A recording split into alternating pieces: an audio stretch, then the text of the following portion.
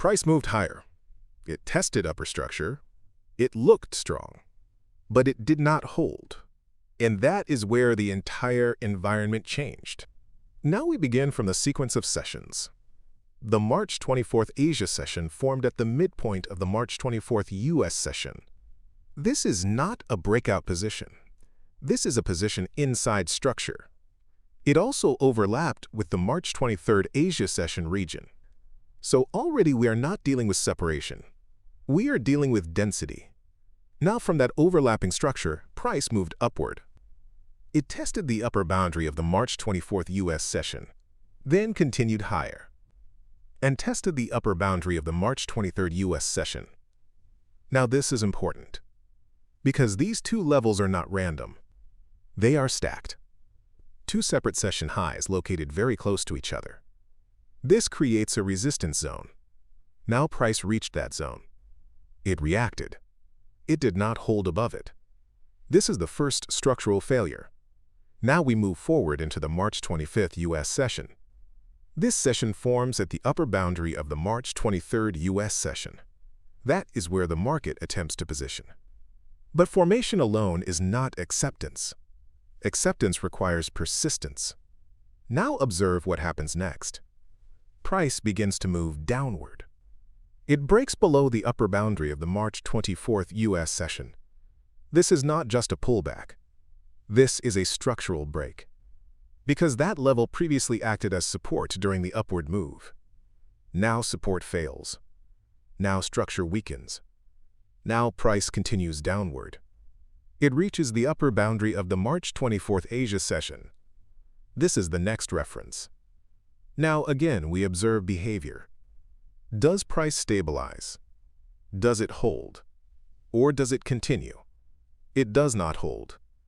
Now we move into the March 25th Asia session. This session forms between the upper boundary of the March 24th US session and the lower boundary of the March 25th US session. This is still compression, but now compression is happening lower. This is critical, because compression at lower levels after a breakdown is not neutral. It is continuation structure. Now price exits its own session box. It moves downward again.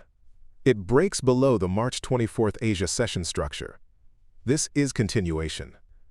Now price moves toward the lower boundary of the March 24th US session, then continues further, and approaches the lower boundary of the March 20th US session. Now define the full transition. Price attempted expansion upward. It failed at stacked resistance. It broke support, and now it is moving into lower structure. This is not random.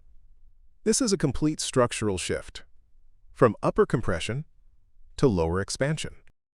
Now we move into execution, because this environment is no longer the same as before. Previously, price was compressing inside overlapping sessions. Now that compression has resolved downward, and that changes everything about execution. The mistake here is simple. Most traders continue to trade as if the market is still ranging, but the structure has already shifted. And once structure shifts, execution must shift with it. Now we define the 5 axes clearly. First is time. Time shows how sessions are forming relative to each other. Before, sessions were overlapping. March 23rd Asia overlapped with March 20th US. March 24th US formed between prior midpoints. March 24th Asia overlapped again with prior Asia. This created compression. But now, the March 25th Asia session exits its own structure. It moves downward into prior session zones. This is no longer overlap. This is directional movement across sessions. Time has shifted from compression to expansion. Second is volatility. The 20 Bollinger Bands now begin to expand downward. The lower band extends. The upper band flattens and stops expanding. This is not neutral behavior. This is directional volatility. Volatility is now supporting movement, not suppressing it. Third is position. Position defines advantage. Before, price was in the middle of structure. Now it is below key levels. Below the March 24th US session upper boundary. Below the March 24th Asia session. below overlapping session zones. This means position has shifted from neutral to bearish. Fourth is pressure. Pressure is visible in behavior. Moves extend further. Pullbacks become smaller. Continuation holds longer. Momentum does not fade quickly anymore. This is directional pressure. Fifth is liquidity. Liquidity is now being triggered below prior support levels, and continuation follows after the break. This is not absorption. This is release. Liquidity is no longer stopping price. It is fueling movement.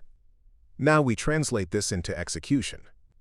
If price returns upward toward the March 24th U.S. session upper boundary and fails to reclaim it, that level becomes resistance, and rejection becomes high probability. Now consider the lower side. If price continues downward toward the March 20th U.S. session lower boundary, reaction may occur, but reaction is not reversal. Only reclaiming structure changes direction. Now define the key condition. If price reclaims the March 24th U.S. session upper boundary and holds above it, then the breakdown is invalidated, and structure shifts again. But without that reclaim, direction remains downward. Now connect behavior to structure again. Moves extend further. Pullbacks weaken. Continuation persists. This is not a rotational environment. This is a directional environment. And directional environments require different execution. Entries must follow structure, not anticipation, because anticipation gets trapped. But structure provides alignment. Now we define forward structure, because the next move is determined by acceptance at key levels. Price is now approaching the lower boundary of the March 20th U.S. session. This is a major structural reference. It has historical interaction, and it will define the next phase. Now the key question is simple. Will price hold at this level, or will it continue through it? Now we define the possible scenarios. First scenario. Price reaches the lower boundary of the March 20th U.S. session and stabilizes. If that happens, rotation may occur. Price may move back upward into nearby session structure. But this does not mean reversal, because price is still below higher structure. This is temporary balance, not structural shift. Second scenario. Price fails to hold at the March 20th U.S. session lower boundary. If that happens, structure shifts further downward. Now new lower levels become active, and previous support becomes resistance. This creates continuation. Third scenario. Price reverses strongly upward and reclaims the March 24th U.S. session upper boundary. If that happens, the entire breakdown is invalidated, and structure returns to compression. But this requires persistence, not just a touch. Now connect this again to the 5 axes. Time now shows directional movement across sessions, not overlapping compression. Volatility shows expansion aligned with downside. Position shows price below prior structure. Pressure shows sustained movement without failure. Liquidity shows continuation after breaks instead of absorption. All 5 axes align. This is a directional phase. Now understand this clearly. The move did not begin at the bottom. It began at the failure at the top. At the moment, price failed to hold above stacked resistance. That was the signal. Everything after that is continuation. Now the final insight. Most traders react to price after the move. But structure tells you before the move. You are not trading candles. You are trading structure. And structure already shifted.